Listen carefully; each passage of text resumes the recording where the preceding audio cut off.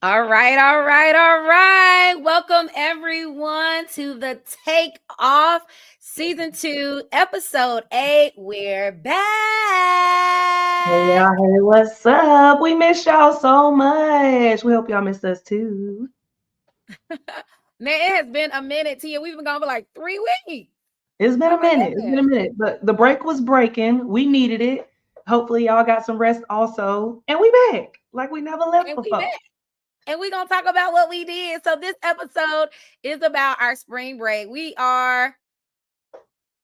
educate people on the other side of the world sometimes.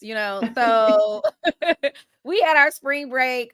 We both took 2 weeks off, kind of, hmm because we run hmm businesses outside of our other businesses because we hustling, baby, Okay. stuff like that. So we took a little time off and we wanted to come back and tell y'all about what we did and what it looked like, the shenanigans, because the hmm shenanigans again and again Again and every again and time. again. And then there was some great things, some great shots, some great vibes, some great Mhm. activities, and we kind of want to share all of that with you guys today. But of Yeah, course, girl. for those of you that are new here, my name is Branlyn. I am of Branlyn Dermia, and this is my lovely co-host. Hey y'all, hey, I'm Tia Cooper of Tia Takes the World. I'm so happy to have y'all here, whether you're new or returning. Let's get ready to take off. Vroom, vroom. Take Does the off. plane make a vroom vroom? Y'all know what I mean. Listen, Shoom shoom. beat, beat. That's all like beat, beat. That's what I got from that. But I hear you. Vroom. Swoosh. Whatever the sound that the plane makes, y'all just add in there. We What gotta add a little sound effect. Something like that. Or the y'all, ding so ding. those of you that are joining us, this is the takeoff. When we come live on Friday, we talk all things travel, getting into the travel business. We talk about our travel adventures. We talk about Mhm, travel shade. We talk about travel wins. We talk about travel losses. We talk about all things travel for real. mhm, And the way our show is set up, we like to kick you off with a little motivation. Then we kind of get into the nitty gritty of the things that we talk about. We kind of recap our vision. We like to celebrate life because that's very important in all the things that we do and have moving around. And then we mhm, give you a little bit more tidbit or information about if you're interested in becoming a part of the wonderful world of travel on mhm. the making money side of travel. Okay, come on now. Come on, Not just somebody. as a, not just as a consumer, okay, as Okay, somebody who can earn a commission or a little okay. point. Let's talk So about it. okay, we ain't gonna gatekeep that information for you either. So, Ever. but we gonna jump right on into it. Let's Okay. get into it. Okay, so Let's the do first it. thing that we're talking about, I'm gonna shoot it over to my girl Tia about our little motivation for today. All right. So the motivational quote for today is that jobs fill your pockets, but adventures fill your soul. Hmm. Brand, what you feel on that? What you got on that one? Listen, I work so I can fly. Okay, Period, poo. Okay. that's how I feel. Yeah, And that's I it. literally had something I posted this week. Just talk, and I had this moment of reflection of like I've literally been every version of myself on a plane. But Oh. when you land somewhere, it really does like fill you up. It's like a refill. Like you be like, here my cup. But Fill give my cup, me some more of Lord. that. What does that mean that you've been every version of yourself on a plane? What is that? Li- Literally, I've been broken. I've been depressed. I've been in love. I've been out of love. Mm. I've been excited. I've been filled with joy. I've been hurt. Ooh, I've girl, been, you a it was poet, and I deep. never It was even a knew it. moment. It was a moment in my little post. I said, oh, girl, you have been all those things. That is powerful. That That is is powerful. powerful. And I also kind of had this reflection. Oh, can you hear my ringing? We can get a little ring, ring, ring. I But that's all right. also had this reflection that Tell them people to get off your line and get on the line, the takeoff listen, line. mind your business. That's all. Just mind your business. Okay. But no, I just had a little reflection about that this week. So yeah, I do feel like your main character, like I feel like I put her to the side when I travel and a new Mhm. character emerges. And I feel like it fits with this. Like my soul is filled in a completely different way. I put out my cup like a person on the side of the street and say, put something in it because I need to be replenished. And that's what Yeah. travel does, right? Every time. You always Hmm. leave with something, whether it's a lesson, I've gone on trips where my cup has been like, Lord, when I get back, I need to fill this thing up for real, for real. But I love that you said that you've been every version of yourself. That's deep. That's really Isn't it? deep. I absolutely love that. And to your sentiments, jobs fill your pockets. Like, absolutely. I work so that I can travel as well or get different types of experiences for sure. For those of you that don't know and that aren't following myself, you need to go follow me and Brand. Our handles are up all the time. But I took a little hiatus from working in the traditional sense. I decided to go full time as a travelpreneur. Who knew? Taking my travel business full time. And during that time, I was able to obviously take a step back from that traditional pay. So I wasn't getting paid at the end of every month. That check wasn't coming in. So I necessarily wasn't getting, my pockets wasn't getting filled like they used to. You know what I mean? They Mm. was getting filled, but not like they used to. But I was able to see more of what it looks like for what I got for this quote. So, jobs fill your pockets. Like, that's cool. We want a little money, but we also want experiences. We want adventures. And I was able to dip into more of that since I have been able to remove myself from getting that traditional check that came consistently at the end of the month. And I think that that's something deep. I think that, like it says, those adventures fill your soul. Those stories that you have for a lifetime go further than that check that came at the end of the month. And ooh, that thing is deep. That's it. It This was a is. good one, friend. I like that. Yeah, and we're gonna have to just throwing it out there in the atmosphere, but we're gonna have to have like an episode where we go deep in how you literally transitioned into being a entrepreneur full time Mhm. with your hustles, the other hustles you got going on, and like just sharing like what life is like trying to be this world explorer and like the I don't want to say the patchiness of entrepreneurship, but like to your point, there's a money that comes in with a regular job that, some of us creatives, we be like, dang, you taking up a lot of my time, my guy. I would really like more time. But now that you have the more time, like what does that look like? You know? Baby, we can go into it. We can go into it. Because even you and I have had conversations about what that looks like having more time. And I think in our sensible minds, more time seems like productivity, getting like more things done, success and things. And it don't always shape up that way. More time does not mean those things. Let me just say. Right. But we can get Right. into that. Yeah, definitely. Let's write that down as a note. Honey, whole nother show right there. But we'll Okay. slide on into the show of the hour, okay? Okay. Our spring breaky. I love a good spring Mhm. break. I Oh, love a good spring break. I love uh-huh. time. And I feel like I haven't had a proper spring break since Really? since COVID. And that's been like 3 years ago. COVID hit 2020, but I feel like the world did a lot of stuff in the last 5 years. And so I was corporate. I don't, my, like, I went corporate for a little bit. Mhm. So 2020, I was still in the classroom. 2021, I went corporate and it was still COVID outside. And then COVID. 2022, I was still in corporate job. I was in a corporate job till 2024. Yeah, Mhm. 2024. So I didn't really have a spring break. And then last year's spring break, I sat down and started a business. So this was like my Hey, first spring break back in the groove of you're things. right. You're right. I never even considered that, but you are absolutely right. And Yeah. obviously, since we're recapping it, there are good things to be said about your spring break. You have some things to share with us, right? Some things to share. It was nice. It was peaceful. Okay. That's Well, wild. I never even let's considered get that. into your spring break. So I saw a post. Tia done went someplace, y'all. She done went to 5 countries, I think she said. I Mhm, think that's what mhm. she said. And she went up This for is less true. than $2,000. Two Because dollars. I'm gonna travel what? My business. Travel is my business, and I can do those types of things. So yeah, Okay. I would love to share with y'all my spring break experience. So I did travel to 5 different countries. It was only supposed to be four to keep it 100, which I was only supposed to be four, and not say that as humbly as possible.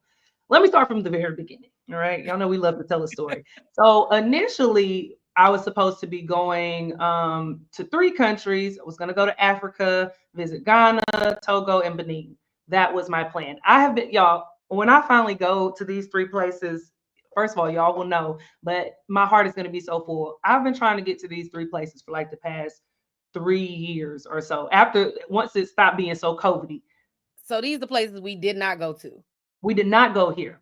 All right. but And this was the the reason plan. I'm telling y'all this story is because it's a travel story. I ain't going to be too long. I won't be before you too long, as the pastor says. But we were supposed to go to these three places. Now, I put this out there as a Wonderco trip. Wonderco. All right. That's my group trip business.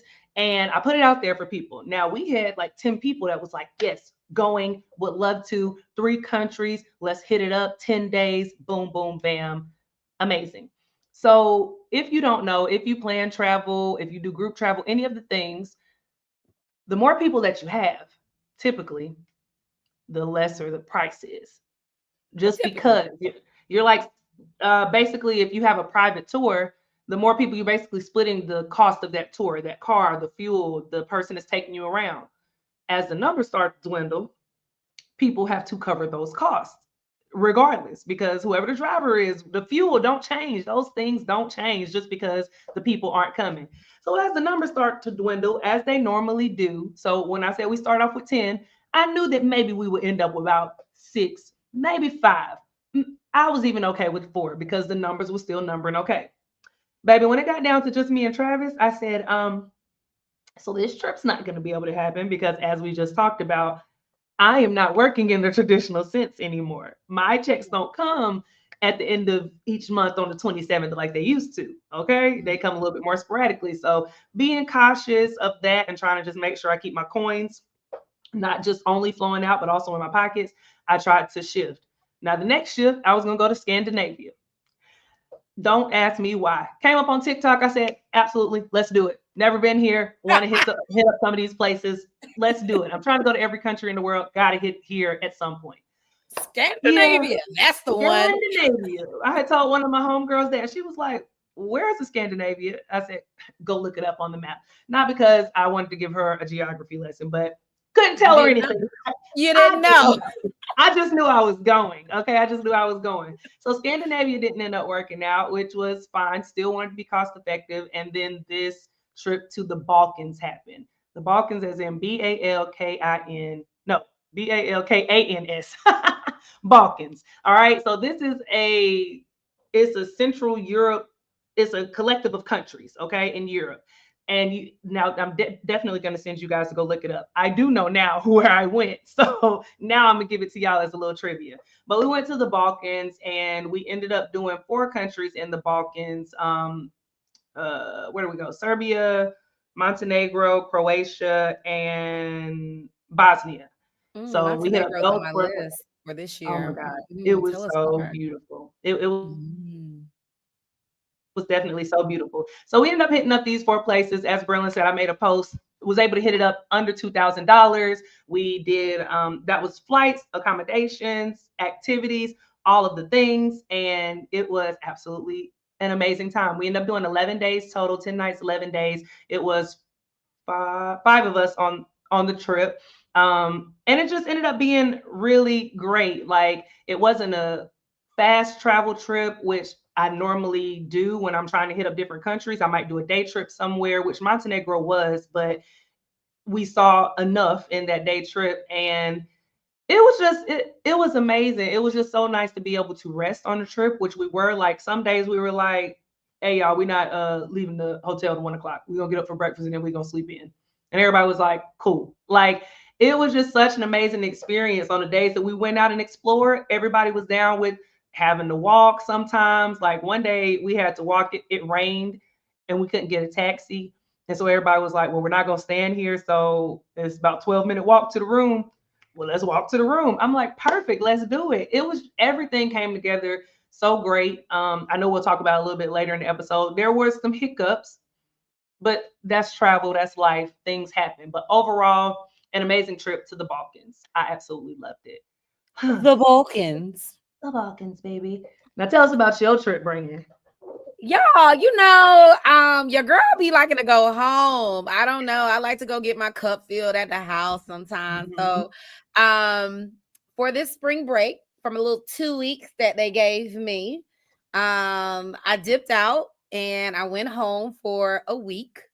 Mm-hmm. But I had just the people at Loud, I had to have a little moment to myself because I kind of got not clown, but they kind of were getting on me because child, I went home in October and then I went home in December and then I went home for Now, who spring is these break. people They was looking clowning you? like the people were like, the last time we saw such and such was at so and so's birthday. I was like, well, I was there too. They was like, girl, why? Why are you here? Oh, as But in why? Okay, okay, yeah, okay. I was why about are to you say here, not the people at girl? home clowning you You about being at home. listen, they be laughing at me because I spend most of a big chunk of my life 7,000 miles away. So they be trying to figure out how in the world how does a girl like me get home so often and so frequently that, so they be wondering. Listen, I make my rounds, okay? But I ended up going home. My one of my best friends turned 40 and she had a Bridgerton Ooh. themed birthday party. And Aw. so I love a good dress up. So I went home to celebrate her 40th year. And then while I was home, I was also able to celebrate my godson. They had his christening while I was home, and I do my best not to miss major moments as Mhm, much as possible. Now I can't make mhm. everything, but the things that I Okay. can make, I try my hardest. And it was Mhm. just so beautiful to see them and see my godson who's getting big. He's like 1.5 these days, years of age. Not Uh 1.5 years of age. You still stuck in Bridgerton. 1.75 almost, I think now. But yeah, it's been so good. It was so good. And because I'm trying to get back in the swing of things of what a spring break feels like. I was like, well, Mhm. I just can't go to America, honey. They get over there anyway. So where You can must I be go? ready to go home and talking trash about them. I mean, Yeah, like I be wanting to go just because that don't mean it ain't it's good. our trash. It's our trash. That don't mean y'all not get over there. Listen, I go home, I get my food, I see the people I need to see, I get Mhm. refilled, and they be like, all right, this was cute. See y'all later. See But my y'all. friend's birthday was on a Friday night, and I booked a flight for Saturday morning at the butt crack of Mhm. dawn. And baby took her beautiful self to Tulum. I keep saying Tulum, but everybody keeps correcting me because apparently I'm wrong. When you said it the first time, I said maybe I'm saying it wrong. You know, Tulum. Tulum in Mexico. And put they your talk about own all the little problems twist. in Mexico, and here I go. Take me. Let me a little salsa, a little bachata. Uh-huh. Just take me. Take me to Mexico, baby. So, but So yeah, how we can was get. it? I mean, Mexico was love. I definitely would say this was a different trip than I normally plan. Mhm. Um, I am a traveler, not a vacationer, like Mhm. normally. Like, and when I say that, y'all, I mean like traveler meaning like when I go someplace, I'm like doing things like where's the food? Where's the adventure? Where is like, am I jumping off a building, rolling down a hill? What am I doing? Like, I need an Not activity. rolling down a hill. Where's Whee! if my call time is not 4 a.m.? Did I even go Did I anywhere? go? Was I So actually even there? was I even there? Like, but this was so relaxed and I didn't have a plan. I was just kind of winging it a little bit So like what like made you choose Tulum? Tulum. I meant to also, I am sorry, we didn't. Oh, I need to add your face. We might be on the screen the whole time. Okay. Because I don't think I can do it while I'm here. I need to add your face. Um, Hmm. So we can. It's a working meeting. We're here together. We're here with the people. They can move it along with us. It's okay. oh, okay. Well, things were working out pretty well. What was your question again? Run it back for me, honey, because this done threw me for a loop. Like I was like, did I not Okay, add you go to the back to page? Here there we we go. go. See, that's easy. That's easy. Okay, so why did you choose this destination? Tulum. Okay, so I chose Tulum because um Well, no, go back. Let's go to yours. okay, yeah. Well, I have two things I want to. Well, I chose Tulum because it was the cheapest flight from America, to be honest. So Okay. that's how I actually found the place to go for spring break, y'all. I literally was looking at all these different countries. I was like, well, where can I go from America where I can like go from America, stop here, and then make it back to the Middle East? I Mhm. came across like 4 or 5 different countries. Okay, so Mhm. I was in Peru, I was in Argentina, I was all these places, and I was like, dang, I need more time in these places because I want to be a traveler for real. Like I want to go stay on the side of a mountain, and then I want to go down over here to the Machu Picchu. Like I wanted Mhm. to do all the stuff, right? So it was a little bit interesting to say the least. Mhm. Um, but I did think it was funny. I was gonna come back to this slide because I did a poll in my stories, and I think my friends are funny. Like, I don't know. I was like, the responses that I got. So I put up, like, which do you think happened on my vacation? Did I almost drown? Did I eat at a famous taco spot on Netflix? Did I wake up every morning at 5 a.m.? And did I let the mezcal do the kissing?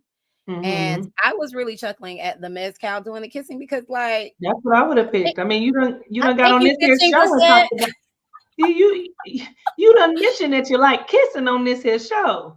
Listen, listen, Linda. But I was really tickled at the responses that I got. Like, can I get a little more credit for the mezcal and the kissing? But the trip was really good. Overall, I did almost drown. I did actually eat at a famous taco spot. And I did not wake up every morning at 4 a.m. for once. Now, one of my friends tried to play me as well because she said I never sleep. So, I mean, I guess I'll sleep when I'm dead. I know somebody said that really famous at some point. So, anyway. Well, it sounds Anyway, like you had a good trip overall. yeah. It was a good time. It was a good time. So, do we want to push through to the next part? Let's see. We were Um, talking. Go ahead. well, it depends. It's on you. This your playground today. You let me know what you want to do. Okay. Well, let's go back to you because we have some footage. Let's get her up here. We have some Here we footage go. from Tia's spring break. So, from your Mhm. spring break, Tia, what were your travel wins? Oh, okay. So a travel win that's like a standout moment. So I always like to, I love music, just period. I'm a music lover. So if I can go somewhere, whether it be the club or somewhere that has live music, like that is one of my most researched things when I go somewhere. Like, where's the live music? How can I get into it? I want to hear live music. So I found a few places that had live music, and I was like, well, let's go there. Let's see what it's about. So we went the first night that we got there. So our flight path was a little bit different. We started off in Belgrade, and then Serbia, and then we went to Bosnia, then Croatia, because it just was more cost effective that way. And that's what we're trying to do, save the coins, keep them in our pockets. Mhm. So we ended up, like I said, we started off in Serbia, and that first night, I don't even think I looked up this place. This wasn't even one of the places I looked up for live music. We just happened to go eat dinner, and we walked past the place that said live music tonight. I said, well, we're going there. And we went. And when I tell y'all, like during the time on the trip, we had so many live music experiences while we were in Belgrade. The only people in there that looked like us was us. And let me tell you, the music, they were playing blues. Mm. Like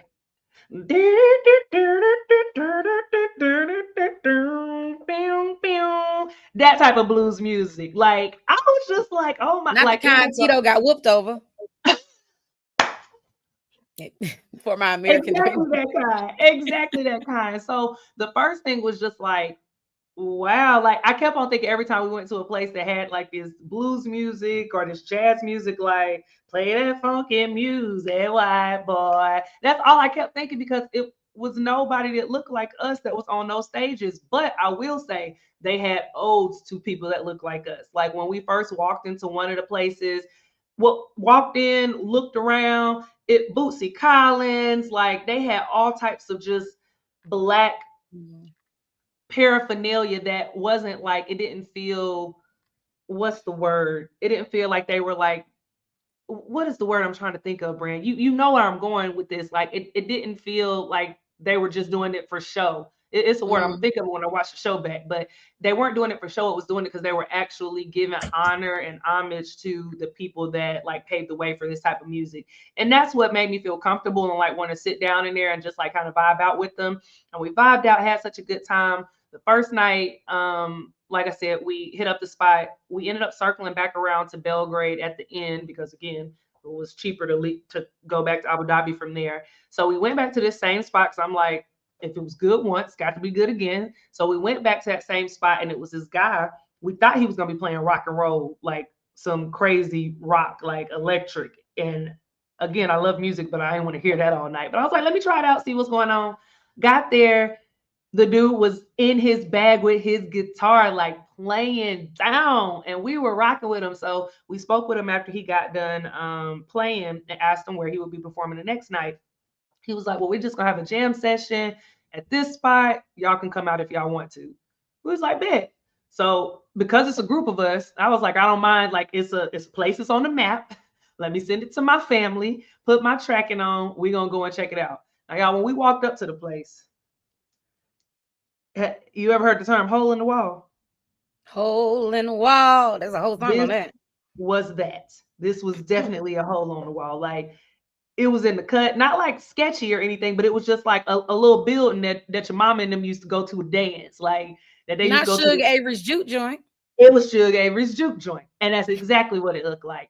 And we walked up in there, and again, now this place was a little bit smaller than the other place. So when we walked in, and all the white folk was in there, and we walked in, and they turned around, and they turned right back around and kept on doing what they was doing, and I said, "Oh, I don't know if they shading us or they just comfortable. They just whatever." Because again, they got representations of who started this type of music. So after we sat there for a little bit, the people came up to us, asked us where we were from, how we were doing, how do we find out about the place. The guy that had played the night before was in there, and he was like, "Y'all came?" We were like, "Yeah, we said we would." So he started introducing us to his friends, and they were like, "We're gonna start the jam session in a little bit." And they were just hanging out with us. It was this one guy who had lived in the States for some time. Then he lived in South Africa. Another guy lived in, I can't remember the country in Africa, had lived there also. It was just vibing all over the place. They were like, if you pick up an instrument, you can join us in the jam session. If you want to sing or anything, we was like, we're good. Like at first we were like, we're good. Then Y'all I don't seen the play no tambourine. instrument. Baby, I played the tambourine. Now get the tambourine going. Get your tambourine going. Baby, Ah. somebody else played it first, and I said, "You're not playing it right." I said, as soon as he put that tambourine down, it's mine. And it was mine, and I got it, and I jammed out. And then Dime gonna tell somebody that we sing.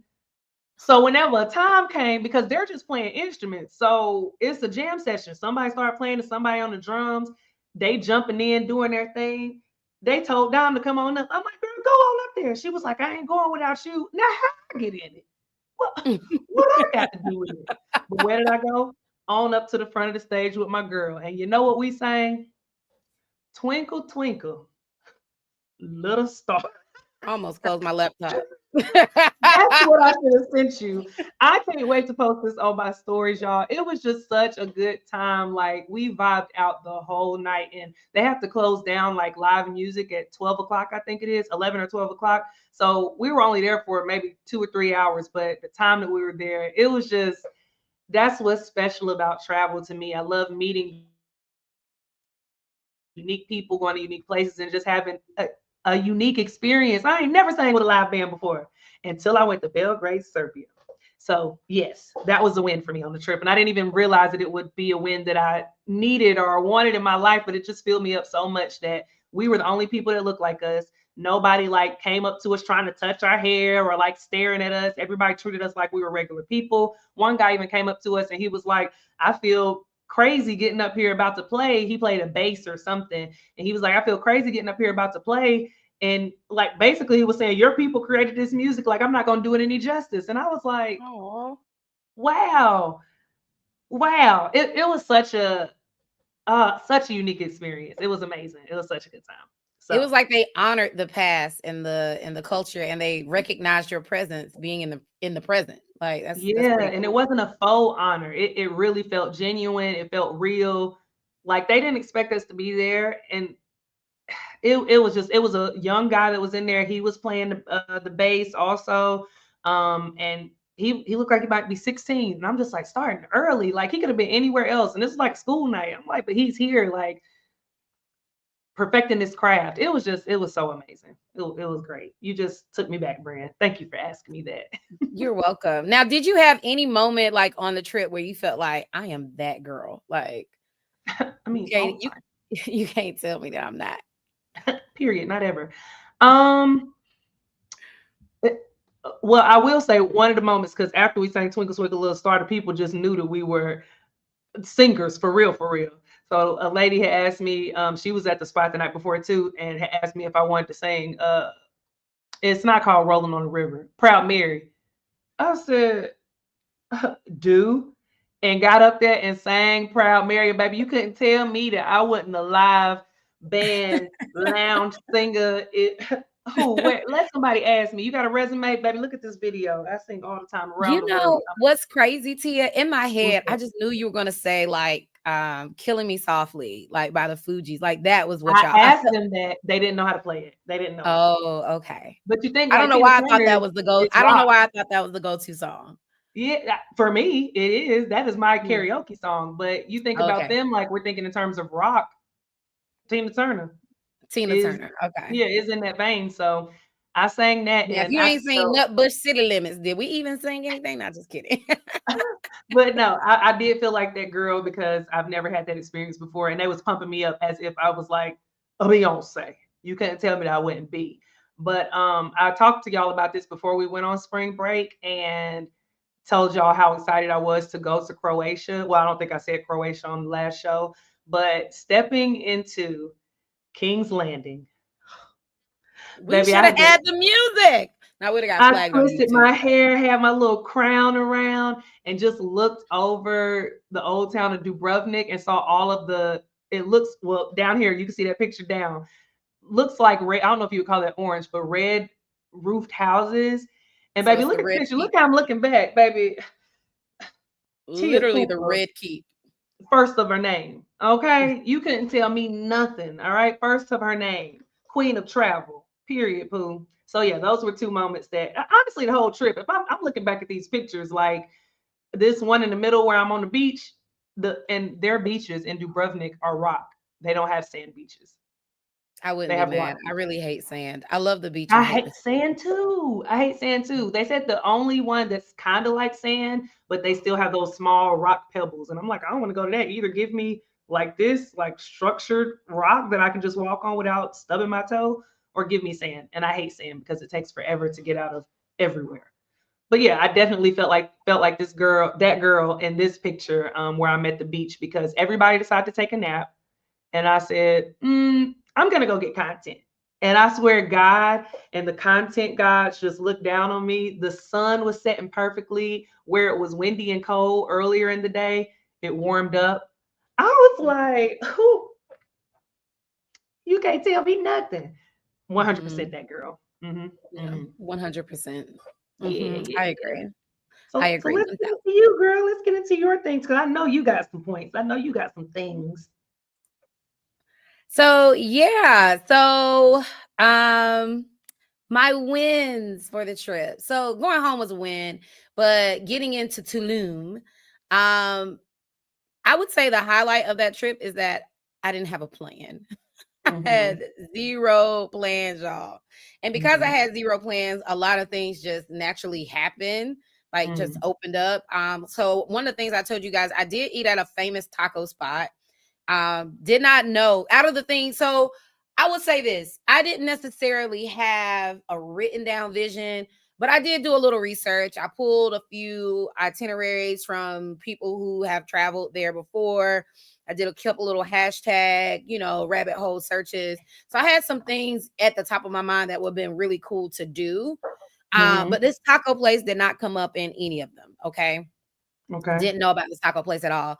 So I was at my hotel, my first hotel, and technically it was my second stay, but my first hotel. I stayed in the Hmm. Airbnb. I did a one hotel stay and then I switched hotels. And we can talk about why I did that maybe a little bit later in the show. But Okay. um I did I asked the person, like, well, I'm hungry. What should I do to go eat? And she gave me a couple of recommendations. And she said this one taco spot. And she was like, but this one is like famous. But that's how she said it. Like, she was like, this one's like famous. I was like famous? Is it famous? Not famous? Should I Or eat there? normal. Should I not eat there? She was like, well, like, they don't have any air. So I think she was trying to read me as a traveler. And So she which was like, "Oh, you need a little air conditioner. I can tell you want some air con." yeah, she couldn't tell if I wanted like a bourgeois experience or a Mm-hmm. real local authentic experience. And so she ended up telling me, which is a good sign of a good receptionist. Like she was really Mm-hmm. trying to understand me as a hotel stayer goer. Gotcha. Okay, a vacation goer. So I was like, she was like, well, this is a really good spot. It's a local food spot, but they don't have air, they just have fans.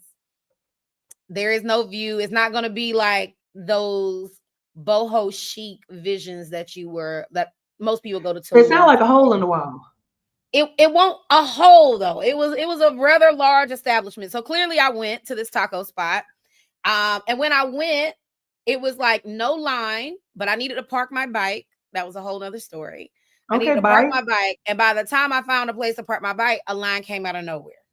Then while we're in the line, apparently we were supposed to sign our name on like a little Figures reservation sheet. But so you yeah, can because see it. nobody really spoke English. So I didn't do that. And the people in front of me didn't do that. But everybody was patient.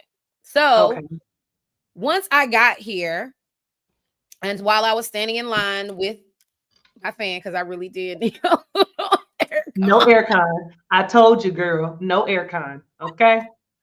I was standing in line and I was like, well, let me like Google this place. I couldn't find a Mhm. lot, but what I found was this place had been highlighted on Netflix. And I'm like, I'm usually pretty good with finding the good goodies on the Netflixes. I said, what in the world? So I think I found a blog to figure out like what I'm supposed to eat. They're famous. Oh, I asked the lady. I was like, well, what I'm supposed to eat if it's so famous? Like, if it's famous, like, what do I go eat at the famous place? Because it's kind of like going to a chicken spot ordering seafood. Like, you just don't do that. Yeah, like what are you So, doing? exactly. So, I asked the lady, she was like, you get the tacos. They're known for their, oh, I can't say it. I'm going to jack it up. It's Conchinita. I know if you're listening to this and you Don't speak pull me Spanish, down with you, girl. it's their pork version. It's their pork taco. It is like that is what they're known for. Hmm. So I get to the place, I get into the establishment. I They give us menus in line so we can look at them. They did have an English version. The conchinita, the pork Girl, taco. you keep on asking me. I'm keep on looking at you like I don't know. The pork taco was the highlight. But there was also all these other tacos, and it was a thick menu. In my head, I was like, so I'm just supposed to come here and just try the taco. That's it. She Oh, just told you what to get. Now you ain't tell me following what ladies' instructions. I do follow instructions. So I went and sat down, but when I was looking at the taco menu, one, I really couldn't understand the pricing. And pesos be cheap until they ain't. That's a lesson in Mexico. Pesos is cheap till they ain't. Okay, they Okay. start adding up. So I couldn't tell how much my taco was going to be. I couldn't tell if it was going to be 35 pesos or if it was going to be a 135 pesos for one taco. I couldn't tell. So I was like, Okay. well, let me just play it safe. I'm gonna get 3 tacos. I got two of Ooh, the Mexico, pork. that can't be too expensive. I got two of the pork tacos and one. It was like fried chicken. It was like a fried. It had fried strips of chicken in it. Okay. Um, and yeah, so they. I then asked for sour cream, which I knew was wrong. So people don't come for me. I knew it was wrong. I first of all, usually when I go to places to eat, I try to have it the way the chef intended for me to have it. I usually don't try to take away too much stuff unless it's really like a scrambled egg on top of my food. That is like the main thing I'm definitely taking away. But Uh-huh. I try to have it the way they want it. But I wanted a little sour cream. I just Yeah, I'm always gonna get sour cream. I don't care what the chef thought. If he didn't add so sour cream on it, then he made it wrong. I didn't Sorry, amigo. I did trust them because I knew I wasn't supposed to put sour cream on it, but I just wanted a little sour cream just to see what they're gonna do, see if it's gonna Just a elevate little my bit. experience. Just a little bit. So I raised my hand for the lady to come over to talk to me, and she just kind of looked at me, and then she Because looked at her what do friend. you need? You got your food. What? She looked at me.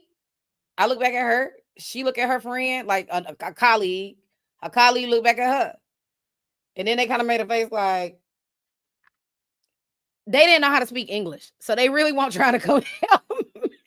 They said, girl, you better figure it out. If you don't eat that dang on food, They said we got you your tacos, like leave us alone. So the what other Tyrese said, girl, what more do you want from me? The friend then looks at somebody else across the room, and she kind of was like, so then this man came to see, and he trying to understand. I was like, I want sour cream. You You didn't might Google not have it. Translate at all? I told the story to somebody else and they asked me the same thing. I didn't even think to do Google Translate because it was, I Especially don't you know. knew they didn't speak no English. I didn't Or know. I'm I sorry, not mean, that they didn't speak English. You knew that you didn't speak no Spanish. You in their country. You ain't speak no Spanish. You should have came with that Google Translate. it's fine. Note to all Literally, I friends was, around the world traveling. Don't expect them people to always speak English when you go into their country. but And you even if know, you don't I'm expect them, so spoiled as a English speaking only American because so many places hire people who really speak English. But I should have known better, right? Because this was a local spot. I was discombobulated because I biked you there. didn't know what to do with your hands.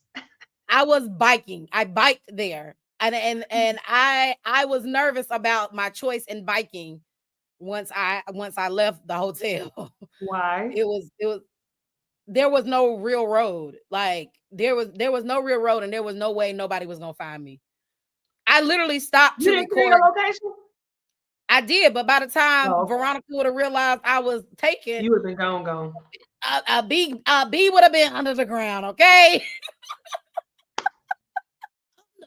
Under the ground, okay? So literally, I biked there. It was 100 degrees. Who told me to bike at noon? I don't know.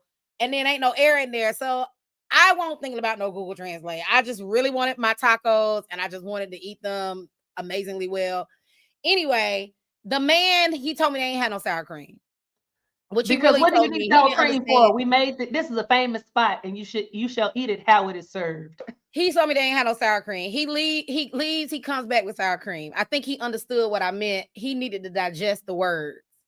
When he came back, it was perfect sour cream. I said, yeah, this is exactly. This I is ate them it. little 3 tacos. It was so good to my soul. I wanted to order You more. tried And it I was like, without the sour cream. I'm curious. I did. Absolutely. And I they was tried it without the delicious. sour cream. And then I added a little sour cream on there. And I said, for me, a little sour cream. But I could definitely eat it without. I tried it without. They bought all these little bowls and all these different little sauces. And then at Uh-huh. some point on my trip, I went and found this show on Netflix and it was all in Spanish. Well, maybe you So should have been watching. You could have picked up the, something. the talk, they were literally famous for it, like how they make it. They're the one of the more popular ones. This place is open from 6 a.m. to 3 p.m. And I was really laughing about that because I was like, 6 a.m. for taco? Like, do they got like a breakfast Maybe taco? you leaving the club. Maybe you leaving the club, and you want to look. Listen, You might have said that. a taco after a night of tequila. And then they closed on Sign Tuesday. me up. That's such a random day. Such a random day. But that was a win for sure. Eating Okay, at a local taco spot where nobody understood a word. that's an It's experience, perfect. a It was whole perfect. experience. Wonderful. I love that. I love that. So, I, I'm sure you didn't feel like that girl there because they was like, "Who is that girl?" But what experience on your trip did that make you feel like? Did you get the yeah, B is she? I would And I don't know if say y'all know, those of you that may be tuning in for the first time, B feels like that girl all the time. Okay. B's confidence is out of this world. Okay. She always feels like that girl. All right. Do not get it twisted. But on this trip specifically, was there a non normal I'm that girl moment that you had? Like, this is the moment right now. This is it. I'm eating. it was, I would say it was probably the experience of the week. The first day that I got there, so first day I got there, I stayed in Airbnb, but the first hotel that I stayed in, it was rented out before my stay. So like they were like, The yeah, whole we're having hotel? the whole hotel, and it's not a hotel. I'm saying hotel because that's the best way to describe it. But the rooms at the hotel were all villas, so the whole place, each villa was rented out by one party. hmm They I was told, yeah, they had a wedding here. So I was like, because I'm an event planner as well. So I'm asking, well, they had the wedding here. So how did that look? Where did y'all put the ceremony and stuff? They said, well, they didn't do the ceremony here. They just rented this place for their For guests. the people to stay. I said, oh, so they stayed like a day or 2 days. They said no, for 4 nights. They rented the whole place for four Who nights. are these people? For 4 nights. They rented the whole place for 4 nights.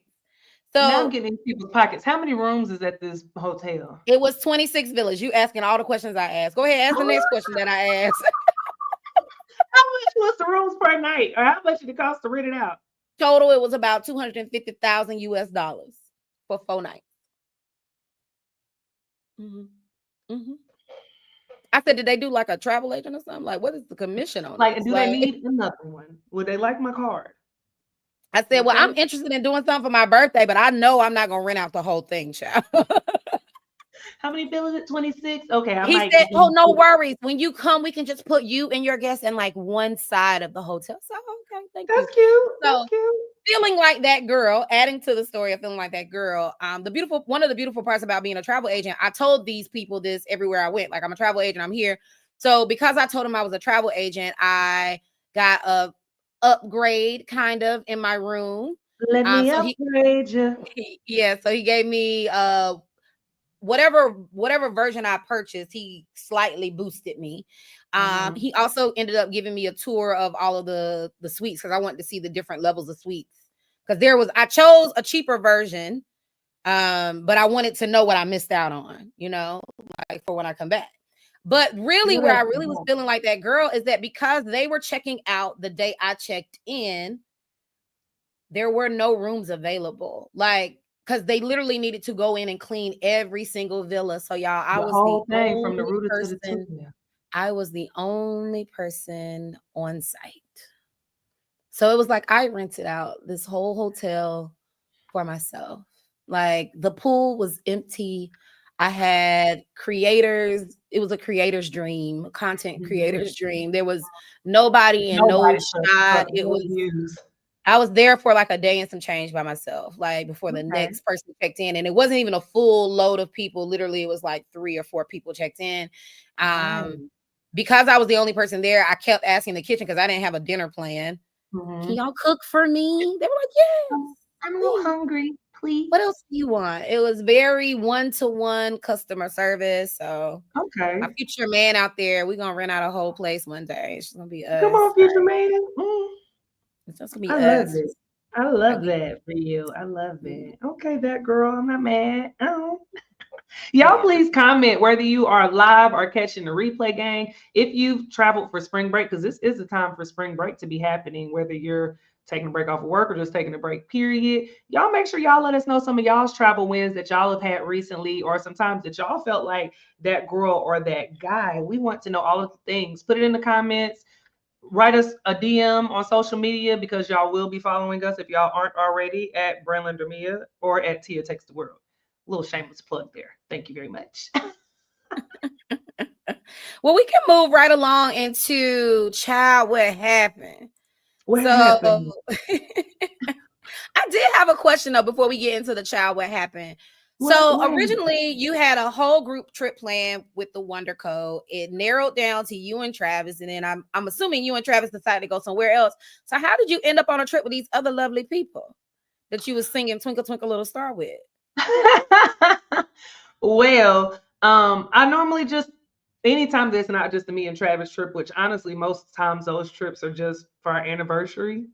Any Mm-hmm. other time we're like open to traveling with other people just because we don't mind and because I love helping other people take the world. So after I realized that we weren't what I wasn't going to Scandinavia, which was the last plan, I came up with the itinerary for a place that we could go. And I did it because also after I travel, period, I share with my clients, future clients, or people who want to travel. Also, I share a travel guide with my itinerary. So I started off making that itinerary, and then I was just like, well, let me send it to people that I know who aren't going on a trip anyways. So I sent it to them. People were like, maybe I'll go, maybe I won't. And because I had got that trip down to under $2,000, I was like, let me share this with people because we went, which is one of the reasons that we got it for such a good rate is because number one, they dealt with a travel connoisseur. Okay, that's the first thing. But then the other thing is because I am a travel professional expert, I knew that we could travel on the shoulder season, which is when it's not so many tourists. So Europe is heading into their what people call European summer, which is when tourists flood. And because they know tourists are flooding, y'all know what they do? They don't say, oh, all these people are coming to patron us. How nice. We're going to be kind and give them discounted prices. No, baby, absolutely not. They jack up the prices sky high.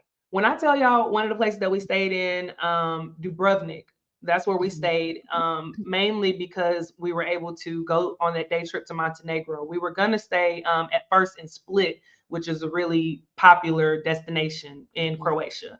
But when I realized that we wouldn't be able to get that extra country in, I said, oh, well, we can go to Dubrovnik. It wasn't until after we booked Dubrovnik that I realized about Game of Thrones, all the things. Wonderful experience. But I looked at our hotel that we stayed in Dubrovnik, and let's say, for instance, I can't remember right now, I don't have the guide in front of me, but let's say it was $100 per night when we went. Something told me, look in July, because I want to go back to Split sometime. I want to frequent there. They do Black Yacht Week sometimes in Croatia. I want to go back. Baby, I looked at our hotel that was $100 a night when we went. It was like $2,000 a night for July 2025. I said, oh my goodness. So all of that to say, just make sure that if you are flexible with the timings that you go, if you don't too much mind like the time of the year that you go, if it's not like pertinent that you go at a certain time, be flexible, go on the shoulder seasons because you can get a better rate than if you go like during a popular touristy type time. But yeah, so anyways, the other people ended up going because I just sent it out to people who I knew didn't have spring break plans. And I said, come if you want, come if you don't, because I know what the cost is for just me and Travis to go. So it's not really contingent upon you going. And my 3 homegirls were like, oh, well, we're not doing anything, so we'll come. Some of them came a little bit later on the trip and left a little bit earlier. It was customized to what they wanted to do because, again, it was not contingent upon anybody else. So long story short, yeah. Yeah, one of the so Tulum's tourist season is like November to March. So I caught the back end of it, where most of everybody was kind of gone. So the second hotel that I checked into,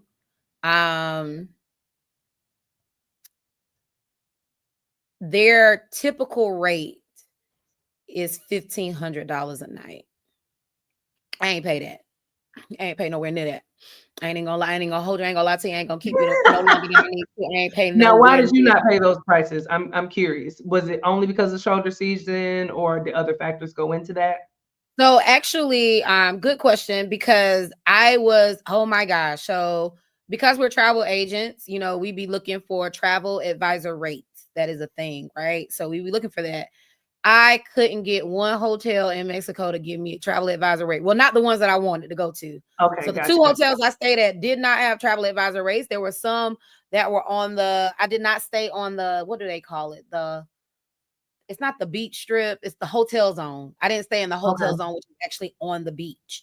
But these hotels were running, stay 3 nights and get the 4th night free kind of deals, or stay 2 nights and get the 3rd night free. So because they were offering it at already a major discount and throwing in a free room, they weren't giving me a travel advisor rate, which is why I let them know when I arrived that I was a travel advisor. I'm coming. I'm looking. Because they didn't discount the room, they did a whole bunch of other stuff. Like there was a lot of other things that I didn't necessarily have to do, or like, let's say I checked out of my hotel, the first hotel, I checked out at like 12. I checked out at 12.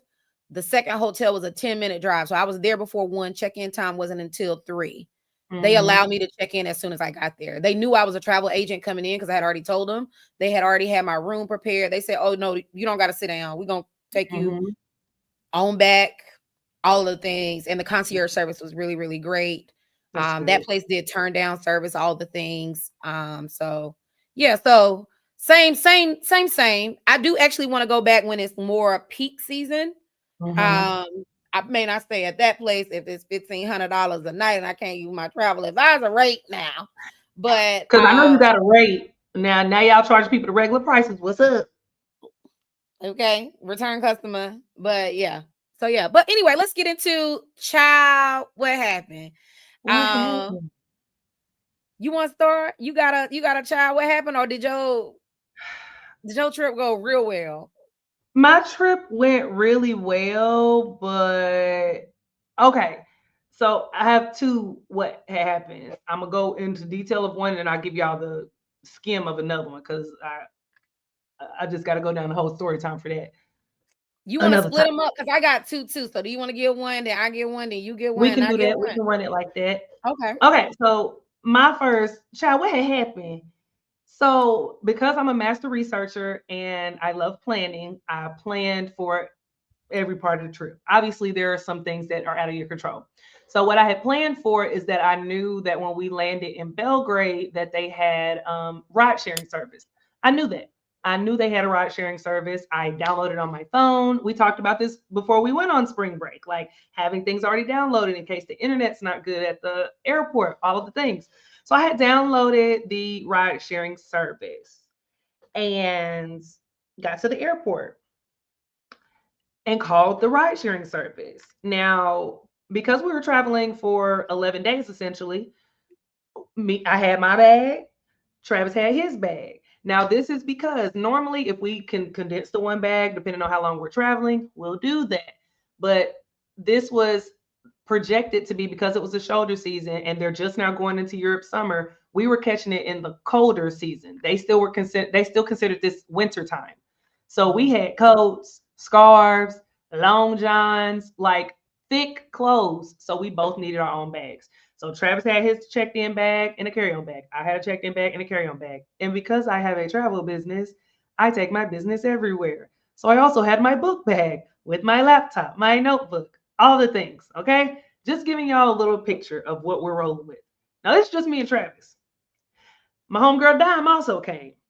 Now, she only had one check bag. She didn't have a carry on. So that's three check bags, two carry ons, three book bags. We all got three book bags.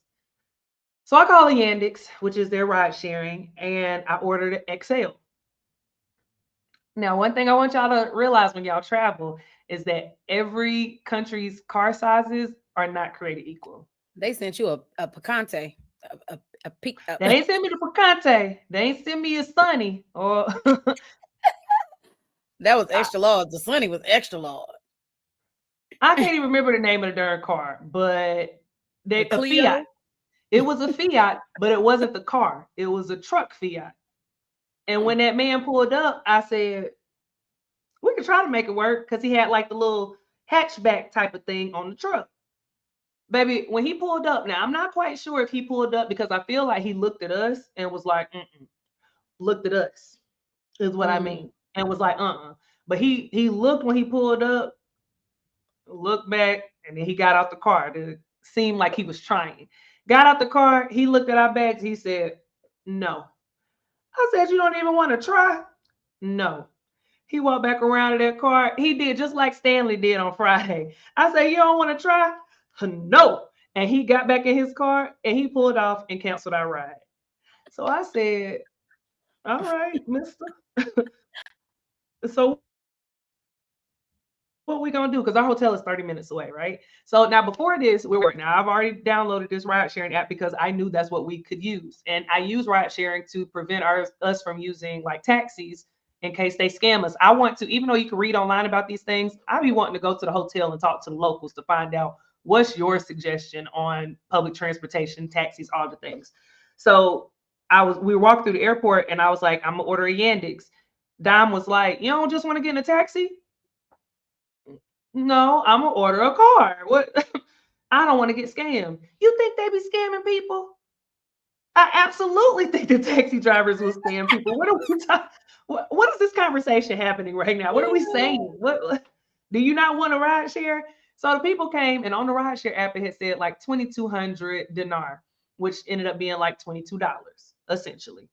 So when he canceled, I was like, Lord. So her and Travis went down to try and find a taxi because now we have to find a taxi. Again, there are no huge cars out there. Now we did see one truck that looked like a shuttle bus, but it looked like you had to order that in advance. They go down. They find this nice old lady and they're like asking her, I guess, trying to talk to her, can you give us a ride to our hotel? She has a meter inside everything. She has the taxi sign on her car, all of the things. And I'm like, all right, y'all. Look, I don't want to do this, but let's do this. So we some type of way get our stuff into her car. She got a what's those old school cars that had they're super long brand and they got a big old trunk. They A like the station family wagon? station wagon. Yes, that's it. A station wagon. That's what she had, essentially, a station wagon. So our things got into that station wagon and we got in.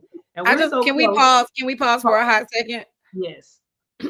So y'all went and found a grandma Not with a, y'all. with a I don't station want to take no wagon. part of this. They found this A grandma. grandma with a station wagon.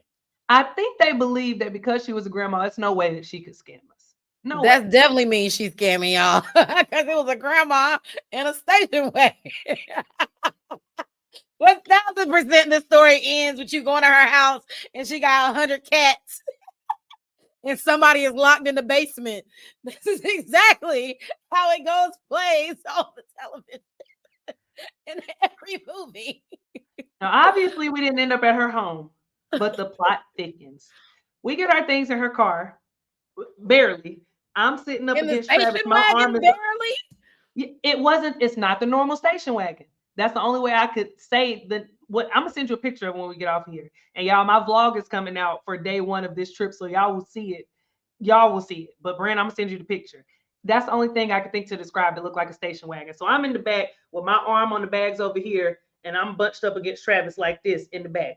And now they have the back seat meter for the belts, the seat belts. So it's going off because Travis don't got on his seat because neither one of us have on the seatbelt. And I'm like, how are we going to put on the seatbelt? And she's like, belt, belt, belt, because she don't speak very great English. So we're driving. The meter is on. We get 10 minutes down the road and I'm like, say down. That meter says 1800 dinar. The Yandex was going to be 2200. We got 20 more minutes to go. Dime goes, I'm sure our friend's going to give us a discount or something. Oh, no, what she said. What she said was, I'm optimistic that she's going to give us a discount. I said, baby, you going to have to optimize these because I don't think grandma was giving y'all nothing except for a bill.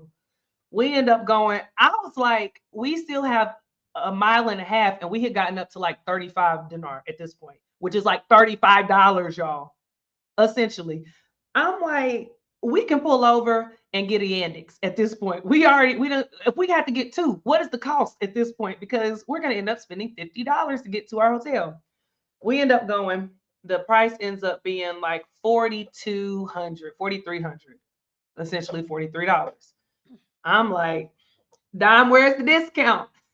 We get out the car to start getting out the bags. She hands Dime the bill. It goes from 4,300 to 5,000. Dime says, no, why? Why this price? The lady points to the back and says, bags, big bags. As in, this is your charge for the baggage fee. As if she had to carry those bags from the airport on her back. Did she put them in So the we car? ended up spending Or did Travis do approximately. that? Did who do what? Did she put the bags in the car? Did she lift anything? I don't believe she did. Not when my southern man was standing there. I'm pretty sure he put all the bags in the car. Sure, she did not. So at this point, Diamond's like, what? Trying to talk to her and get her to go down on the price. Travis, we've been traveling for hours, and he's like, I just want to check into the hotel. And also, what are you gonna say? Pay the woman. He's like, y'all take stuff inside. You got a card machine or you take cash? Because we're gonna pay the bill. What are we gonna do?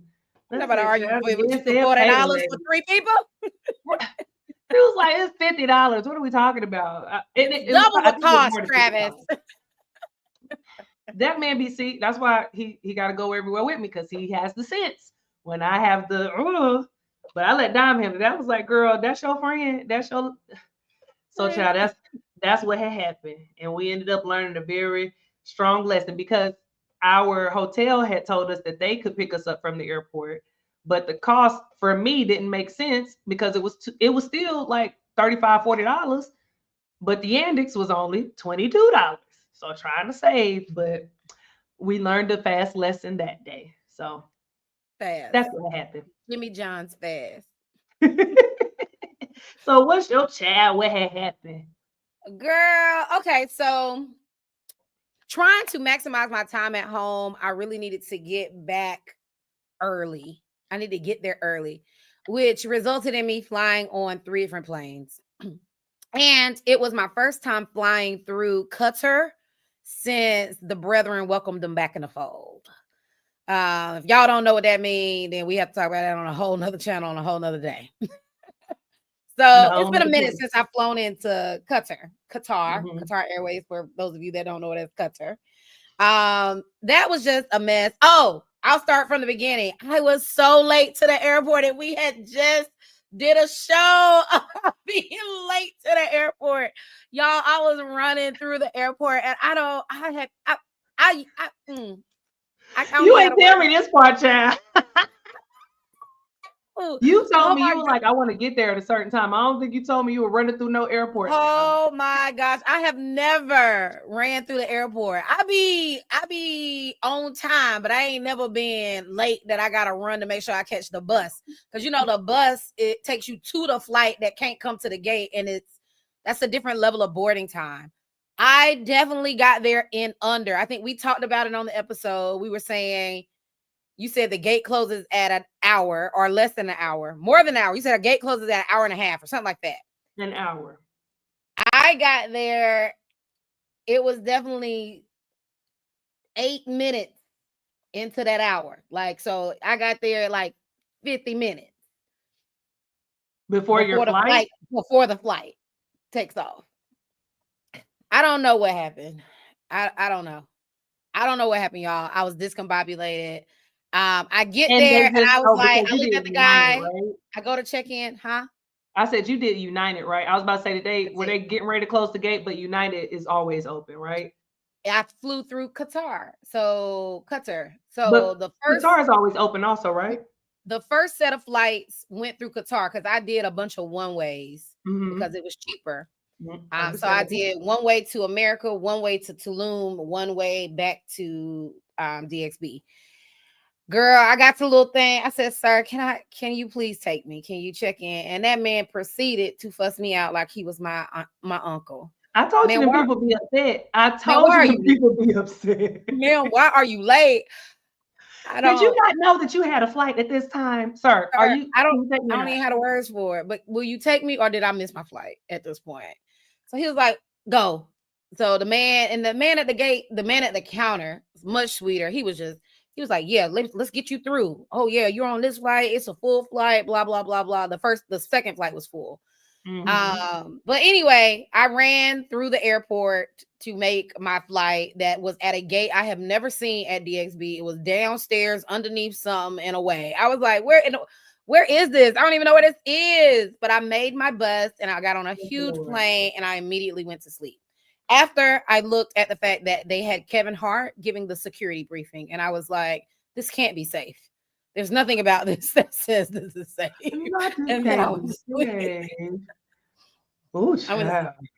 but that's not even where what happened. So by the time we make it to Washington Dulles, we are landing in Washington Dulles. And apparently some people are not seated, but the plane is landing. Like, this is the ground. We have not touched ground. We are here. You're shaking your head. However, there was a medical situation. So this young black lady was sitting beside another lady, and apparently in the midst of landing, this lady passes out. But she's like on the floor. I don't know how she wasn't in her seatbelt before then, but some guy from another direction tries to come, and he gets out of his seat to come help this lady. And the flight attendants, who are buckled in, are literally telling, you must have a seat. We are landing. It is imminent landing. You must have a seat. I was a little confused, to be honest, because I was like, we had a conversation about this on the show before I left too. Like, what is the flight attendant's job in all of this? They did not get out of their seats for this medical situation. They did not unbuckle.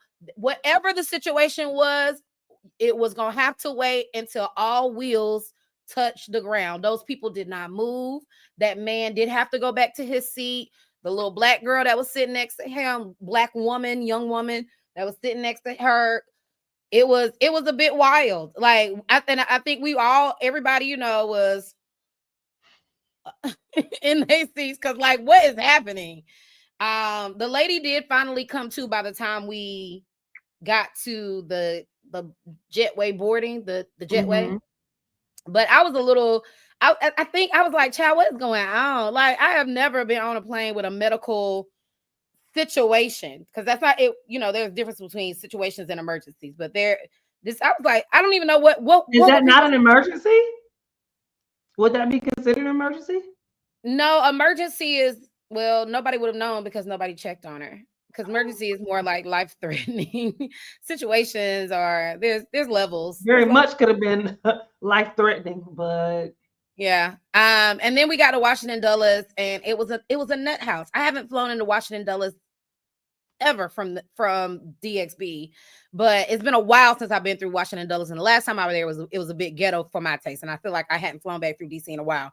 But it was just so much going on, like the check-in. We talked about global entry. I was like, I absolutely 1000% got to get global entry, because this line was ridiculous. I have never seen a line that looked like that in my life. It was a lot going on. I try to go through the passport line, and the lady in front of me, I swear, the lady that was doing the questions, she took probably 7 minutes with everybody that was coming to her line. I ended up getting out of her line because people had been passing me. 10, 15 people on the sides of the other lines have been passing me, because one guy, he asked his question, he was moving them through. Another guy asking his question, moving them through. This lady, if you answered one thing that had a questionable thing, she went deeper. And I was just like, I'm out of this line. So I now let get me out of ask the you, line. this lady, did she check y'all's phones? No, she didn't check in my phone. She didn't check our Because have you phones. seen that lately, that now that's being done in the US whenever you come in from Mm-mm. international, they'll check your phone, see the last few pictures that you had to make sure you ain't had no questionable activities going on that the president of the US would consider questionable. Oh, golly, I ain't heard that yet, Mm-hmm. Mm-hmm. child. But yeah, so I ended up getting out her line because I was like, and the lady, there was another lady, because they have people funneling you too. She was fussing at me. Ma'am, you're You not gonna have to helping. put, because Ma'am, I'm you're trying not to helping. go. Ma'am, you're not helping. I have been standing here for like 15 minutes. Like, what? I've never stood that long. Like, am I traveling alone? Yes. Is this your final destination? No. No. Do you have any? Fruits, bananas, No. art, agriculture. Thank you for my passport. Have a great day. That is it. What are you talking about with these people? And I think she told one man, "You're not answering the questions clearly," and he said, "You're not asking clear questions." I said, "I am out of this line. This is too much, too much." And then Ooh, after I wow. finally cleared the line, I didn't miss anything because the conveyor belt was broke. So it was luggage piled on the belt. Nothing was Because moving. they're just still sending it through. Nothing was moving. It was broken. There was nobody out there to explain what was broken, how to get your bags. Everybody was just standing. It was the most chaotic looking thing with the most peaceful response I have ever seen in travel. Nobody What was what mad. was your layover time? How long did you have a layover? It was like an hour and some change. And you made it? Oh, because this is where you gotta take out your bag and check it back in. Yeah. They built in enough time for apparently a conveyor belt to be broken. I had enough time to even go make some content. I think I ended up recording something, ate at Ben's Chili Bowl, and got on the next flight. I was like, golly, get me to North Carolina. Because this is Lordy. this is a mess. But yeah, that was the first thing of my child what happened. We running it back to you. You said you had one more? Yeah, and I like I said, I won't go too deep into it. It was just an experience, which I think I'm going to start talking. Not I think I'm going to start talking about more with my travels, because I appeal to anybody. I want everybody to take the world, but specifically, I have a very serious passion for making sure that people who look like us who are marginalized and who don't necessarily see us advertise and travel and feel as though it is impossible for us to do it. I am very passionate about showing us that it is possible. But in that same vein, I realize that sometimes we don't travel as much because of fear that people who look like us will either be mistreated or feel awkward. And I totally get that because during my travels, I have definitely been in situations that if I wasn't well traveled, I would probably have felt that way as well. People staring at you, inching to touch your hair, wanting to take pictures and things, definitely could understand that. But I did have a situation again in Belgrade. We went to go get water. In Europe, it's a little bit different sometimes. Now a lot of places in the Balkans actually will offer you tap water. Now, depending on how your stomach is, how you feel about tap water, I'd say at your own discretion, as you like. I have a problem with tap water. I had my Imodium. I tasted it. I said, let me see how it does with my stomach this first day. I got my Imodium on standby. If it don't do me wrong, I'm gonna keep on. And it was fine. It tasted actually like well water, to be completely honest. It was delicious. But for some reason, even though all the restaurants and things would give us tap water, our hotel did not give us complimentary water. I don't know why. And then when we went to go and buy the water, it was like €5. I'm not spending €5 on any water. What are we talking about? No. So we walked around to a store around the corner from our hotel to buy some water. And they had these huge waters. We got four of them. It turned up to be €2 for four of them. I said, Houseway, no problem. Whatever. We'll buy these. So at the store, we go up, ask the man if we can buy the water. If he take Dom was going to buy it, was asking if he took cards. He said no, cash. I was the only one who had Serbian dinar. So I was like, cool, I'll pay for it, like whatever. We'll go up to the front to go and pay. And the man says, he's smiling like he is cheesing at me and Dom. I go up to pay, and he says, N-word, N-word. And I said, He uses the N word. yeah, I don't know if that'll get us demonetized once all of y'all Understood. folks start following us and stuff, and we get these watch times up. Thank y'all for y'all support. But yeah, he says N-word, N-word. And I said, Now here's the crazy thing. Because I'm getting content for this whole thing, I am still recording my vlog for the day. Dime has my phone and is recording, and when I run it back, gets it clear as day. Him saying N-word, N-word, and I go, absolutely not. No, Diamond Travis didn't hear him. They're like, "What'd he say?" I'm like, I can't tell them what he said in this moment. Let me pay and get away from this store before they go off on this man. So we get the things and get ready to walk away, and they asked me what he said, and I told them, and they like, "What?" So the child what had happened part to it is that, and like I said, I won't go too deep into it, but I think that this is something to note for people who look like us who travel, and for people who don't look like us, as a not a lesson, but something for you all. I honestly and truthfully do not think that he was saying it to be malicious. I don't think that he was trying to degrade us. I don't think he meant it in the way that it is said offensively to us. I Mhm. really think that he saw black people, he was excited, and he was like, my N word, because he's seen somewhere that that's a greeting that people who are friends give to each other. That's how it felt. That's how I took it. Now I see you squinting your head, Brand.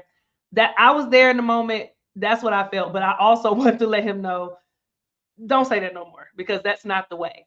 I also took into it. I think the reason that my brain went to that is because I've had kids that I taught in the UAE who have also done that.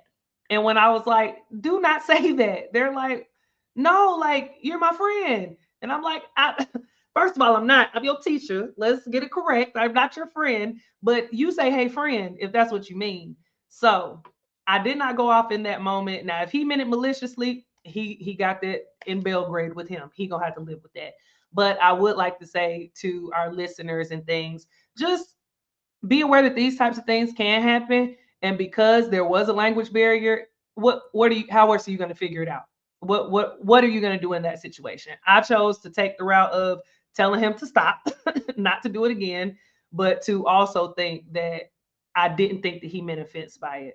On the other side of the spectrum, for folks who are out there who think that you invited to the cookout or that you've seen something that make you feel very comfortable, it's no level of comfortability that you need to have that should make you feel like that is ever appropriate, because it's not. Okay, there's no permission that you can be granted. There's nothing, like, absolutely not, is my response. So that was my child what had happened. Elle, I would love to see your response. Like, what would you have done? And Branlyn, let me know what you would have done in that situation, or have you ever had a now what happened like that happen to you while you were traveling?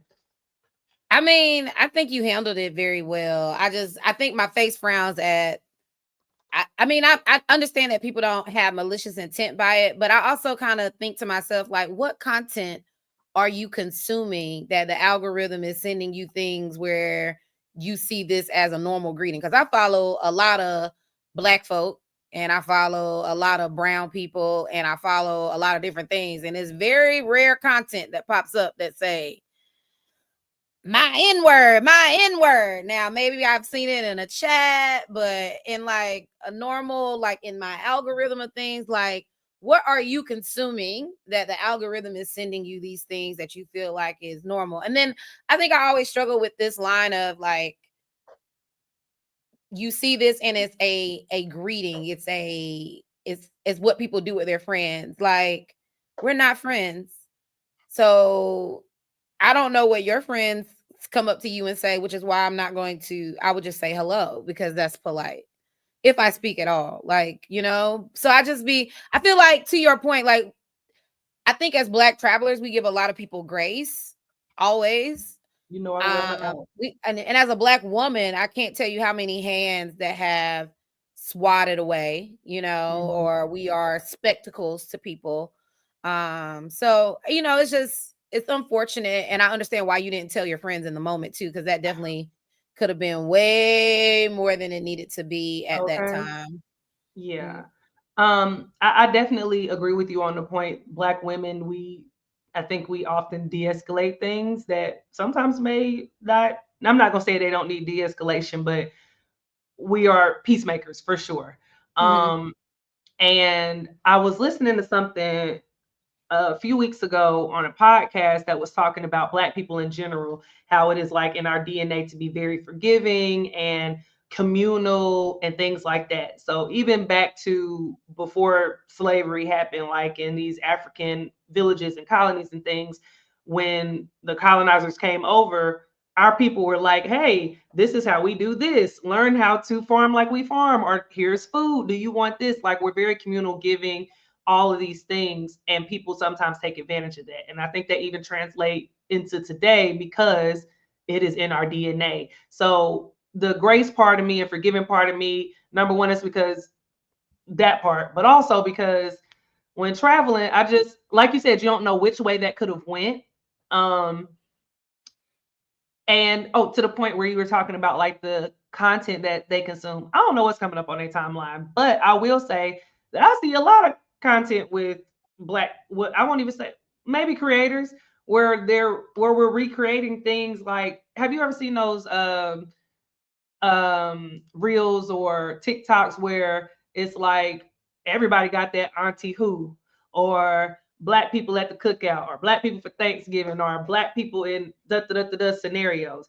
I'm not saying every video is like, oh, my ear word, what's up, how you doing? But it is not. I'm not gonna say it's above me to say that I have, not above me, but out of my purview, that I've never seen that before. So, and I don't know that this But even man has still, been they don't see watching them. that. But even still, they don't see themselves represented in that content. So Fair enough.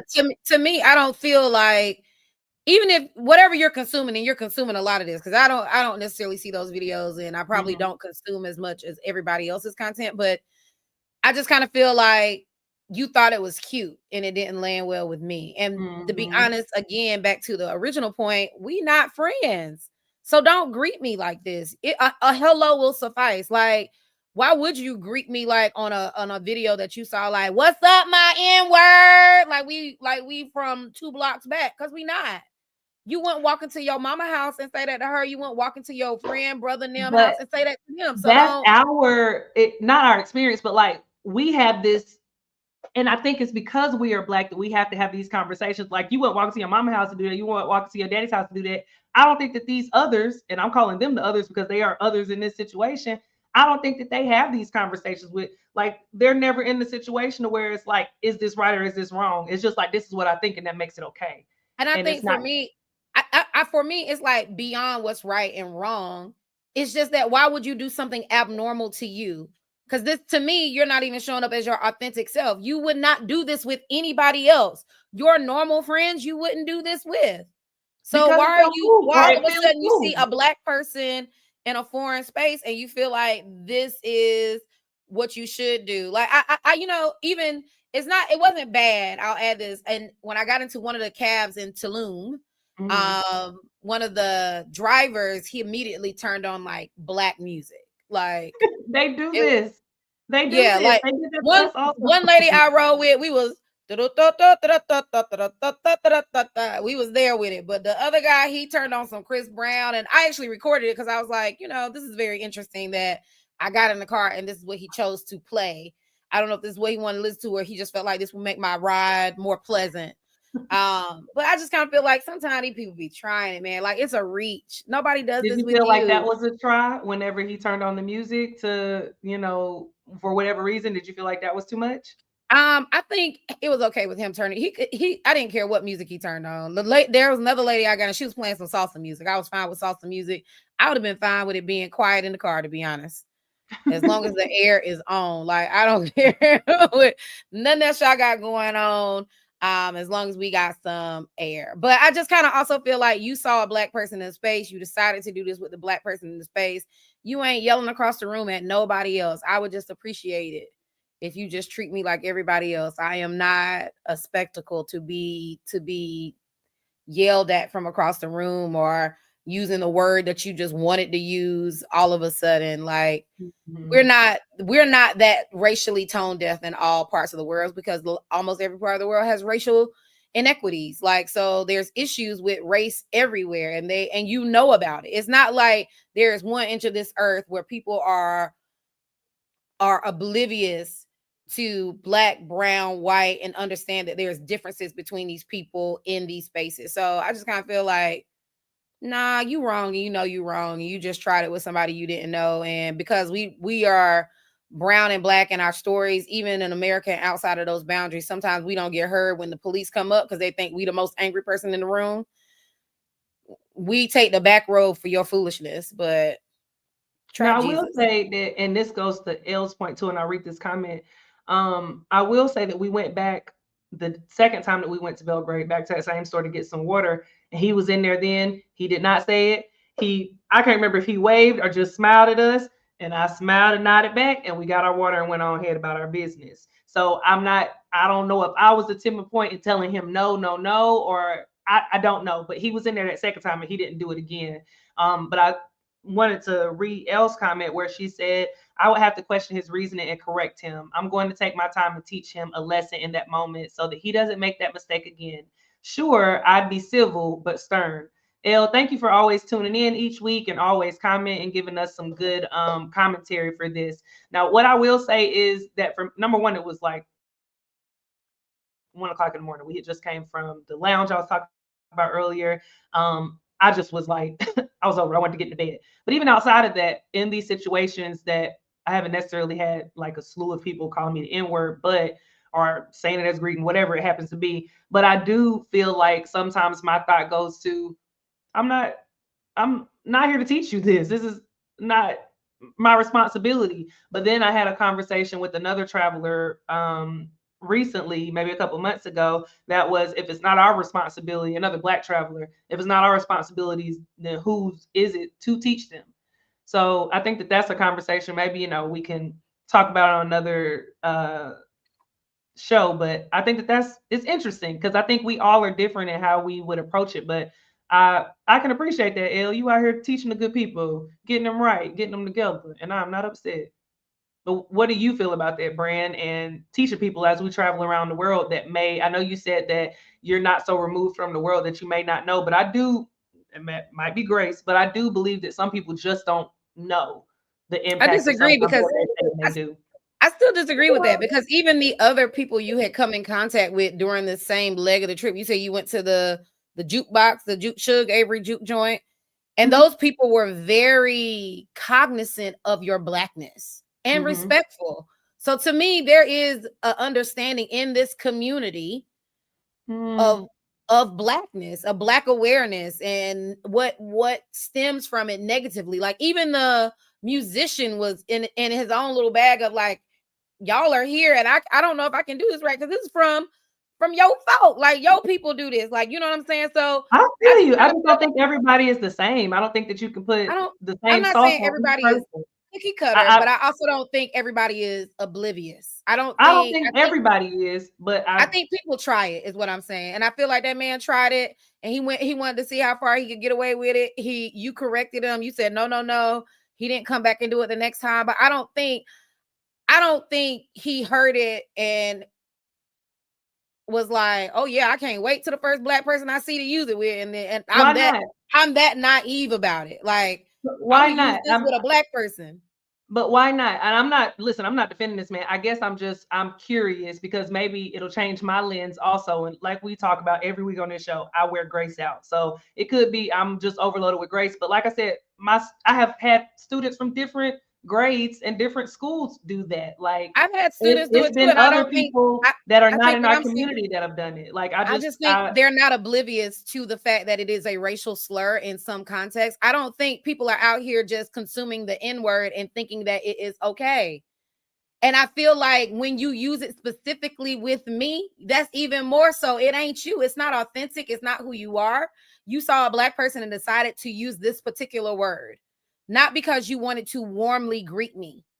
You wanted to use it because you just wanted to use it. It's not because you don't understand the rest of the context behind it. Like, we ain't been not saying the N-word for other people. We've gone places and watched people rap whole songs with the N-word slung through it, and they don't use it once. So I just don't believe a grown man in one part of the world just all of a sudden like, oh yeah, I don't know, understand no negativity around it. I just saw it on a TikTok reel and said, yeah, what up, my N-word?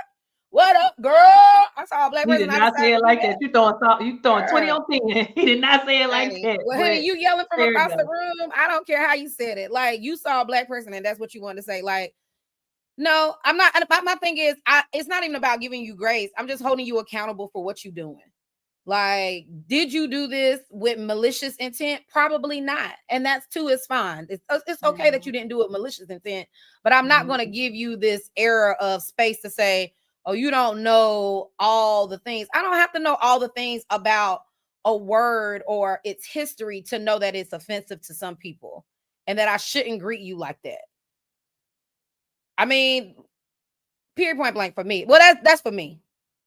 And that's, I But mean, it's for me too. You don't need to greet me like that, which is why I told him not to. But I think, we have these open series of banter where, we don't listen. That the takeoff is real. It's our experiences traveling around the world, and we both give our opinions on it, which we don't always agree on things or we don't always see the same view. But I think that is why the world is beautiful with travel. This show is beautiful when we talk about travel. And it's our chance to kind of fill it out and see my approach next time. I might punch somebody in the face because Branlyn done told me I need to square up on these people. Branlyn never said that. That is not what Branlyn said. Branlyn said you handled it I'm very just well for it not saying. to escalate to something greater. To be very clear, for those of you I feel tuning like I need to in, go back to Belgrade that and was get my wig not back. what Branlyn said. What Branlyn said was that man knew better. I do think he handled it well. I just feel like he also knew better.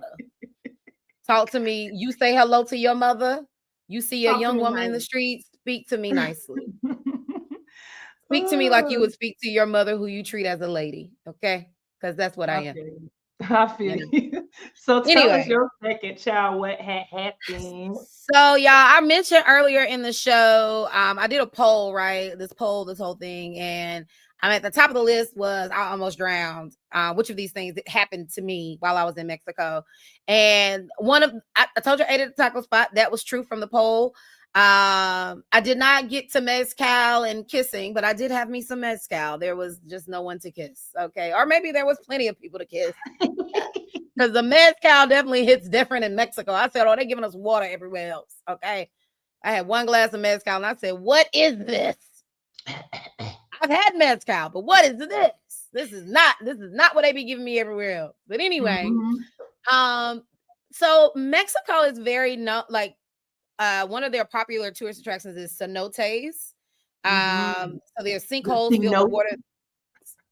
It's It is cenote. cenote. Right? It's Oh, cenote. okay. I said, did I pronounce something else wrong in Mexico? You did not pronounce it wrong. Language here. When we first went there, I was like, the C note, baby, it's a cenote. You right. Okay, so they're known for that. I told you I really wasn't being a traveler, but one thing that I always try to do everywhere I go, I try to take pictures, which to me helps really with the small businesses there. I usually try to support small women businesses, and if I can, women of color, but definitely small business. So I do photo shoots. So I go do this photo shoot at this new kind of attraction in Tulum, and it has some really great picture spots. So we go in there. And in my head, I had imagined, it actually has a cenote. I had imagined myself, there's a rock in the middle. And I was like, I can make it out to this rock. And I want to do some pictures on the middle of this rock. So, but I didn't bring it up to my photographer intentionally so, because my session was very short. So I didn't think we would actually have enough time for me to even swim out there. And everything that I saw, pretty much you had to be like washed down to get in the cenotes because because they're trying to preserve them and they don't want all the chemicals on your body and all the stuff. So anyway, we do all of these other spots. And the last spot is the cenote at the photo shoot. So in my mind, we were going to just go take pictures around the cenote, which we started doing. We started taking pictures around, and then she was like, well, what if you swim out to the rock? And I was like, oh, we're on the same page. What if I swim out to the rock? What if I make it out to the rock and I get out there and we take these pictures? And then, reality starts to set. I was like, so I asked her, I was like, well, is this really deep? And she says, yeah, it's deep.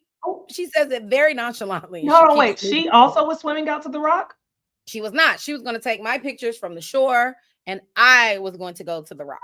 Okay. I go to the rock. I know he's able. I go to the rock. I go to the rock. I did not. I never made it to the rock. I asked the lady, because now I'm at the cenote, right? I had this beautiful idea, but now I'm actually here. And I'm looking, and it's like there's a step, it's rocks, a step down, and that puts you in a little bit of water. And then I look again, and like the next thing is just water. So I was like, now, how am I supposed to get in here? She's like, you just jump. Slide on down. Ma'am, I'm in full makeup, hair done, in a full-length dress, the gown. I just jump in. Is there like no steps? There's no steps, no edge, ledge, none of that. She was like, no, you just hop in. I said, okay, well, let's check. Let's just take some pictures close by first, and then we'll see about the rock. Okay, we're gonna see about the rock. She said, okay. So I sit down, and then I do my little scooch to the edge. Okay. And then I said, okay, well, let me. Whew. So got my little doggy paddle on to stay afloat. I said, okay. So she was like the first set of pictures. Heavy? No, and then she asked me that too. The dress was never heavy. So I'm like, okay, well, I got to get on my back, because she was like, let's try some floating pictures on your back first before you go to the rock. I said, okay, let me figure this out. Of course, I am figuring out the dress, okay, because now I'm in a full length dress that has a slight slit. It's a lot of tulle. You never know what dresses will do. Will they sink to the bottom or will they float? So I'm trying to figure this out in here. I finally make it on my back, but I am fluttering. Trying to stay afloat because I'm trying to figure out, okay, dress, legs. Okay. And then I say to myself, I got to calm down. I have to calm down. Because I'm not going to get a good picture doing all the fluttering that I'm doing. So I was like, you're fine. You float all the time. Just float, girl. Just float. So I start floating. But of course, when you float, your ears are in the water. So she is giving directions. I don't know And you what she can't was, hear not a thing. and I can't hear anything. And I have my eyes closed, and I'm just like, oh, okay, we're at peace. We are floating.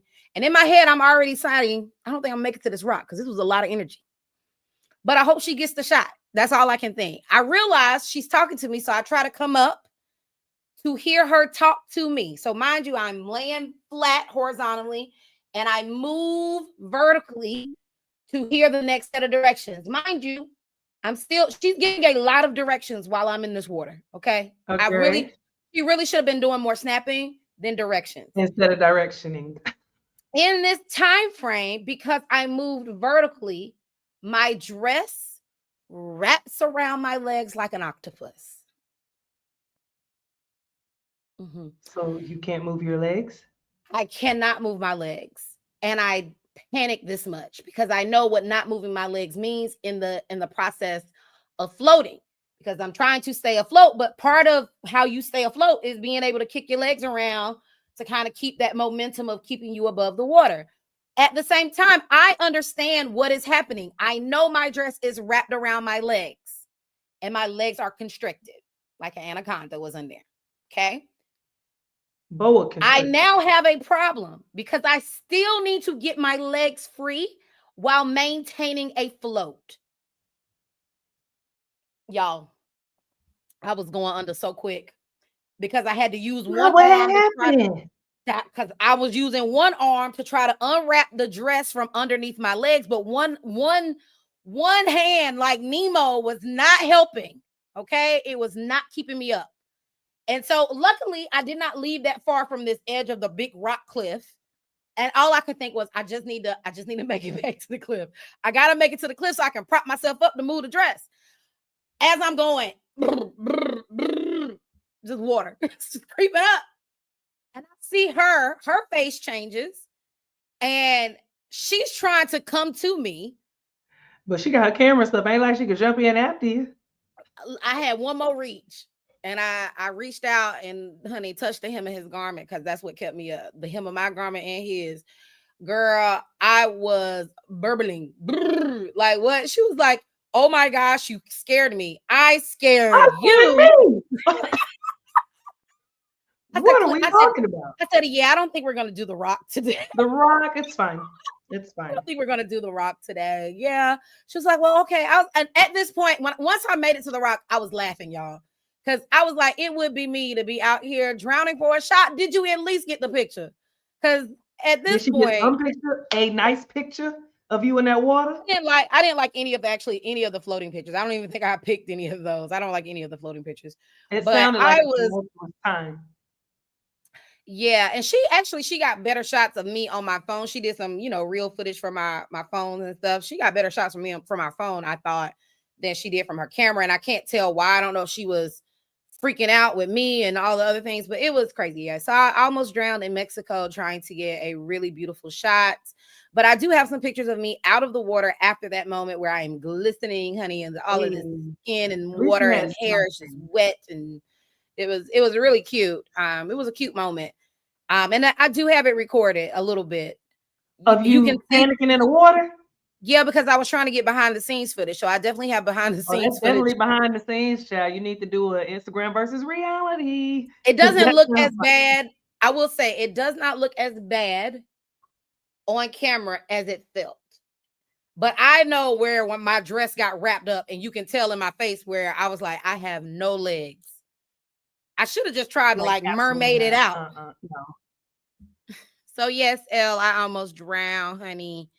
At least you live to see another day. Excuse me. I did, Oh, I did. you Y'all, done stressed me out with this story. Jesus. child, what Whew, had happened what was happened so was what we're it is. gonna, yeah, we're gonna move right along though. So let's I think we kind of talked about some wins already. Do you have Mhm. any takeaways from spring break? I think if any takeaway, then mine would be flexibility. Being flexible, which we talk about often. With traveling, like what you plan for may not always be what you get.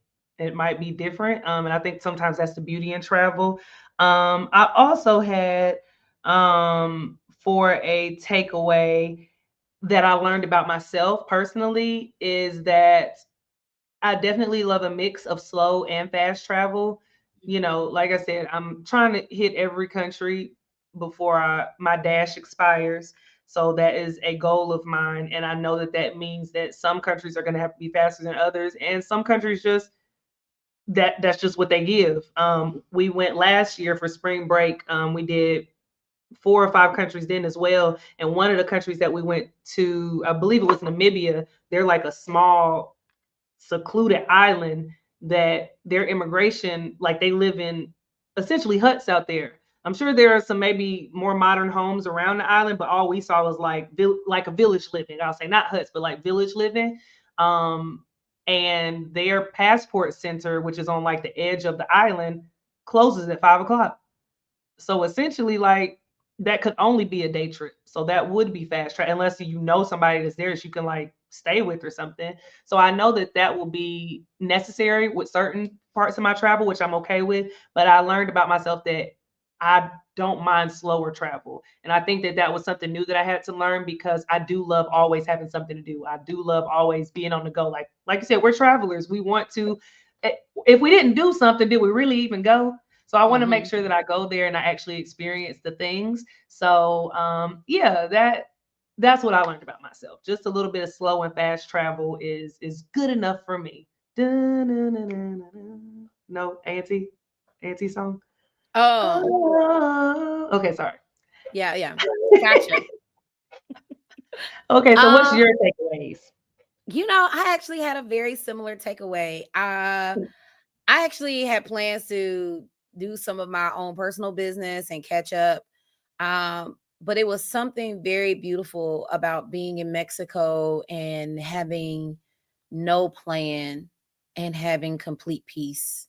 Mm-hmm. And just taking a moment to take a beat away from all the hustle and bustle in life. I feel like I find myself sometimes trying to keep up with everything. Like I feel like you see posts about it. I see posts about it. I'll talk to my algorithm. I see posts about it all the time where it's like, honey, I'm just trying to drink my water, get a workout in, lose weight, have a personal life, and do this and do that. And it's like 90 million things. And I'm still trying to be the best version of me. But it was Mm, so amazing to just sit down and still be in a beautiful place and explore a different side of it. I am definitely not a full on beach girly. I hate the sand, y'all, but I love it. I love going to the beach and I hate getting a tan. I am very chocolatey. I hate tans. Mainly because they don't make but so many shades in my complexion anyway, and it's very hard to find those. So when I get a tan, it puts me on another spectrum that nobody has planned for. Okay. that winter and summer glow hit different, don't it? Yeah. So, but I did get a tan, and this is the first time I came back from somewhere, and I was like, I really love my tan. This is a good one, Nice. honey. It was just enough. It was just enough sun, but peace. And my peace in my solo travels. I love that. I love traveling with my girl groups that I do have, but it was hmm.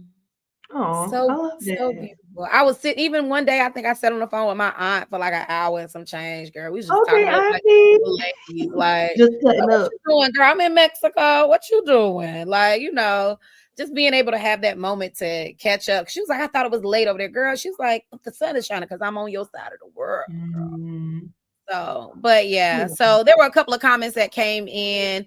I'm not sure, is it Rut Soka? He said that one of our stories was a very crazy story. He did also ask, "Who is it okay to say the N word?" We've moved on from that at the moment, but I voted just keep it plain, keep it regular words, no N words, regular words. And thank you, L. Welcome back, girl. Yes, because honey, baby saw lights and water underneath. Okay, I Don't felt go like into I the was in the light. womb, girl. Had to come back out, rebirth. Not the Okay, womb. and he spoke to Nambia. Is that the place you were talking about? The that has the Hmm. beautiful. Yes, and rest is beautiful, sure, for sure. But no, this was a really good time, good, really good trip. It was a good reset. I feel poured into. I feel like I came back to the UAE. I don't know if you felt the same way, but I came back like. Hey, hey. Ready to go. Yeah, all right. I'm rested, relaxed, tanned, honey. Let's That do tan it. is Let's pink, do it. baby. Yeah. Yeah. So, but y'all, this has been really, really good. This has been a long episode, so we're not gonna go back and recap the whole thing, but we really talked about our spring break. And so for those of you on the replay gang, if you made it this far, don't forget to like, share, and subscribe. And we're gonna jump into, do we normally go into celebrations We can go or ahead and go with the flow. We can go into celebrations right now. celebration right now? What you got for your Hey. celebrations? So my celebration for this week, I think I'm gonna go with my business. I feel like we often talk about these things in our businesses because y'all entrepreneurship is not the easiest. I'm not even gonna front with y'all, like I'll keep it 100, but it is such a rewarding experience, especially in the field that we are in. Well, one of the fields that we are in, because Branlyn she wears many hats, baby. She be wearing them hats. Okay, so she has lots of different fields that she's in. But in the travel space, it is such a rewarding business to be in, even though it comes with its difficulties. So I celebrate anytime that I have a win in mind. And we both do. But this week, my win for my business is that I am doing B2B business deals. So that's business to business if you don't know. So that means that my business is working with another company that could be like schools or a corporate business, like doing retreats for them and things. And I said a few weeks ago that I was doing boot camp to elevate my business and things. And from that, I just learned so much about my business, about myself. And I'm just excited that not even 2 months, 3 months after like making some changes in my business, that I'm able to say that Take the World Travel is connecting with some other businesses that I just think is going to take my mental to the next level, my business to the next level. And I'm just really excited about that. Planning trips for corporate businesses and things like that is something that I never even had on my bingo card for 2025. But God be putting things in my way, and I'd be like, pick them up, pick them up, pick them up, all the blessings, picking them up. So I'm excited about that, and that is the win that I am celebrating for today. So